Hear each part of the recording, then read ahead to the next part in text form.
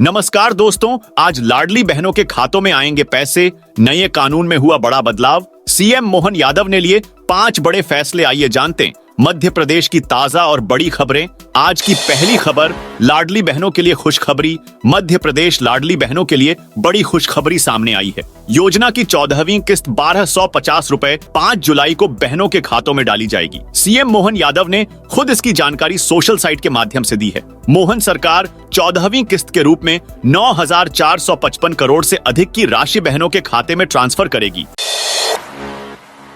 MP ATS को मिली बड़ी कामयाबी। मध्य प्रदेश एटीएसएस को बड़ी कामयाबी मिली है। खंडवा से इंडियन मुजाहिदीन के आतंकी को एमपी एटीएस ने गिरफ्तार किया है। इस मामले में एक बड़ा अपडेट सामने आया है। आरोपी लोन वुल्फ अटैक की योजना बना रहे थे। आरोपियों के पास से जिहादी साहित्य, फोन, पिस्टल और जिंदा कारतूस बरामद की गई है। आपको बता दें कि लोन वुल्फ अटैक यानी सार्वजनिक स्थानों पर एक व्यक्ति द्वारा अकेले योजना बनाकर उसे अंजाम देते हुए ज्यादा से ज्यादा लोगों को नुकसान पहुंचाना है। पूछताछ में पता चला है कि आरोपी फैजान सुरक्षा बलों पर हमले की साजिश रच रहा था। गुरुवार शाम को ही उसे कोर्ट में पेश किया गया, जहां से 5 दिन की रिमांड पर सौंपा गया है।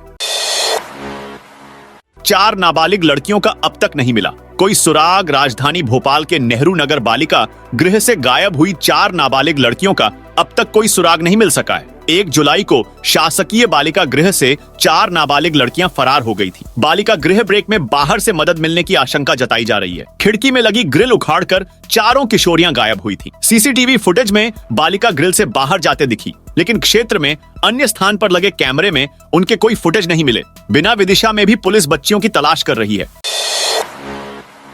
नए कानून के बाद अब जेलों का बदलेगा नाम। मध्य प्रदेश में नए कानून के बाद अब जल्द ही जेलों का नाम बदला जाएगा। एमपी में जेलों को अब सुधारात्मक संस्था एवं बंदी गृह कहा जाएगा। ऐसा करने वाला मध्य प्रदेश देश का पहला राज्य होगा। सदन में पेश हुए विधेयक में 18 अध्याय रखे गए हैं। मध्य प्रदेश की जेलों को सुधारात्मक संस्था एवं बंदी गृह कहा जाएगा। बंदियों को आचरण बदलने के लिए कार्यक्रम चलाए जाएंगे। ट्रांसजेंडर्स बंदियों को जेल में रहने की अलग जगह होगी। आदनत अपराधियों और सामान्य कैदियों को अलग अलग रखा जाएगा।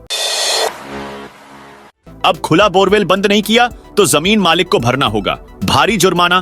खुला नलकूप या बोरवेल छोड़ने से उनमें बच्चों के गिरने की घटनाओं की रोकथाम के लिए मध्य प्रदेश सरकार ने विधानसभा में गुरुवार को विधेयक प्रस्तुत किया। इसमें यह प्रावधान किया गया है कि शिकायत मिलने या फिर संज्ञान में आने पर तत्काल बोरवेल बंद कराया जाएगा। इसे बंद करने की जिम्मेदारी भूस्वामी या खनन करने वाले की होगी। यदि वह नोटिस दिए जाने के बाद भी उसे बंद नहीं करता है तो फिर पहली बार में 19,000 और उसके बाद 25,000 रुपये अर्थदंड लगाया जाएगा और अन्य दंडात्मक कार्रवाई की जाएगी।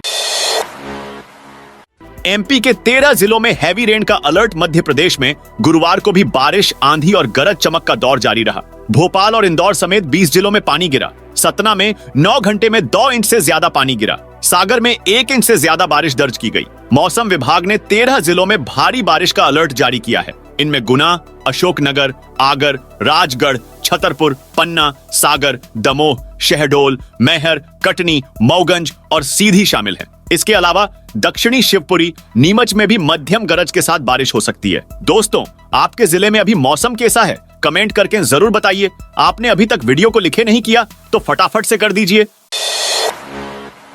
मध्य प्रदेश में अब नहीं पैर पसारेगी अवैध कॉलोनियां। कड़ा कानून बनाने की तैयारी में सरकार। प्रदेश में अवैध कॉलोनियां न बने, इसके लिए सरकार कड़ा कानून बनाने जा रही है। यह जानकारी गुरुवार को विधानसभा में नगरीय विकास एवं आवास मंत्री कैलाश विजयवर्गीय ने दी। उन्होंने यह भी कहा कि किसी भी अवैध कॉलोनी को वैध नहीं किया जा रहा है, पर रहवासियों को भवन अनुज्ञा दे रहे हैं। ऐसा इसलिए क्योंकि होता यह है कि वैध कॉलोनी वाला भूखंड 1,000 रुपये वर्ग फुट में और उससे आधा किलोमीटर महज की ही दूरी पर स्थित अवैध कॉलोनी वाला भूखंड 250 रुपये वर्ग फुट में बिक जाता है। भूखंड बेचने वाला तो फिर दिखता ही नहीं और लोग मकान बनाकर रहने लगते हैं।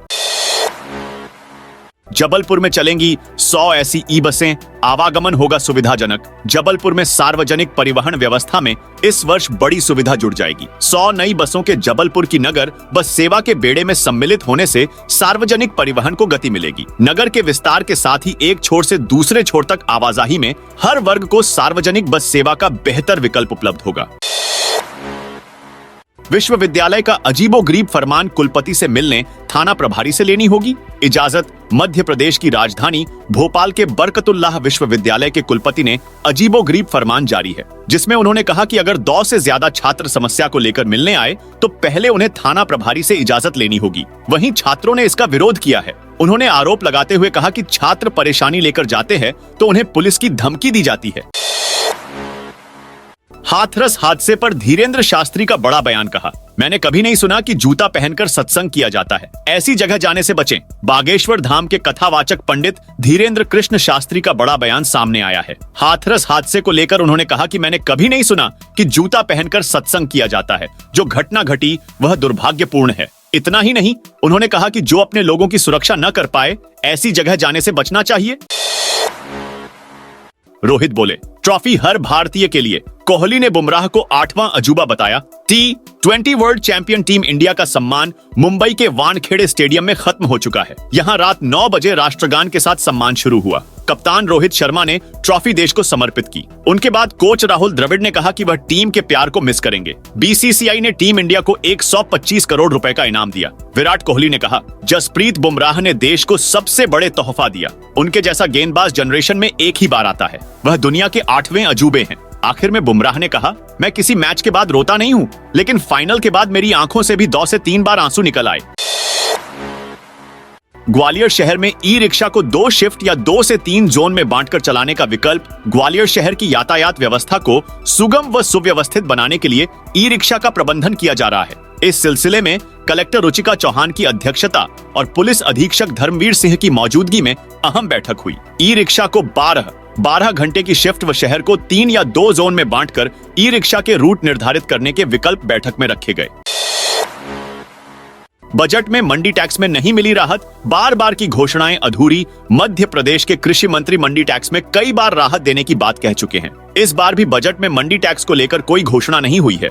मध्य प्रदेश में उपज पर प्रति सैकड़ा 1.20 रुपए मंडी टैक्स लग रहा है। इधर आसपास के राज्यों महाराष्ट्र और गुजरात में ये 1 रुपये से भी कम है।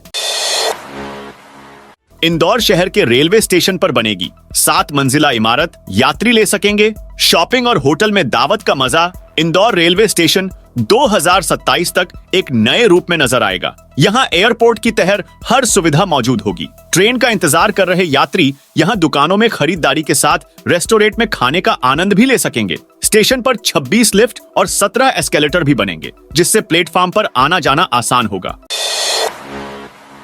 मध्य प्रदेश की ग्राम पंचायतों का होगा डिजिटलीकरण। जिला पंचायत सीईओ को देना होगा प्रेजेंटेशन। गुरुवार को पंचायत एवं ग्रामीण विकास मंत्री प्रहलाद सिंह पटेल ने मंत्रालय में साप्ताहिक समीक्षा बैठक ली, जिसमें ग्राम पंचायतों का डिजिटलीकरण पर जोर दिया गया। प्रधानमंत्री सिंचाई योजना के प्रभावी क्रियान्वयन के लिए जिलों को मॉडल तैयार करने के लिए कहा गया है। सीएम राइस स्कूल में बस मालिकों और चालक की बैठक, तेजी से वाहन न चलाए जाने के निर्देश। वहीं बैठक में चालकों को बताया गया कि वे नियमों का पालन करें। बैठक में बताया गया कि बस चालक बस में या तो महिला परिचालक या महिला शिक्षिका का होना अनिवार्य है। वहीं चालकों और बस मालिकों को निर्देशित किया गया कि वे बसों में प्रेशर हॉर्न का उपयोग न करें। बैठक में बताया गया कि वे ज्यादा तेज गति से वाहन न चलाएं, जिससे हादसा न हो।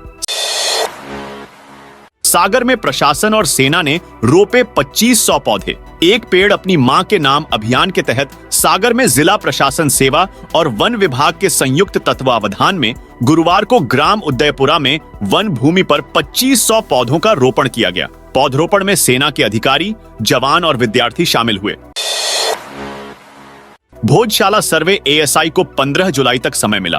भोजशाला मामले में archaeological survey on off India द्वारा 4 हफ्ते का समय मांगने के मामले में हाई कोर्ट ने गुरुवार को सुनवाई की। याचिकाकर्ता आशीष गोयल ने बताया कि हाई कोर्ट ने एएसआई को 15 जुलाई तक रिपोर्ट पेश करने का कहा है। अगली सुनवाई 22 जुलाई को होगी।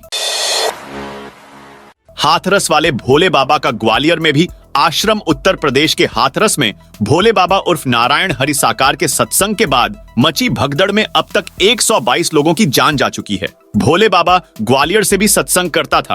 तिघरा रोड पर झंडा का पूरा गांव के हरि विहार में उसका आलीशान आश्रम है। बुधवार को तिघरा पुलिस ने आश्रम की बिल्डिंग की तलाशी ली, तलघर में जाकर जांच की। फिलहाल आश्रम बंद है।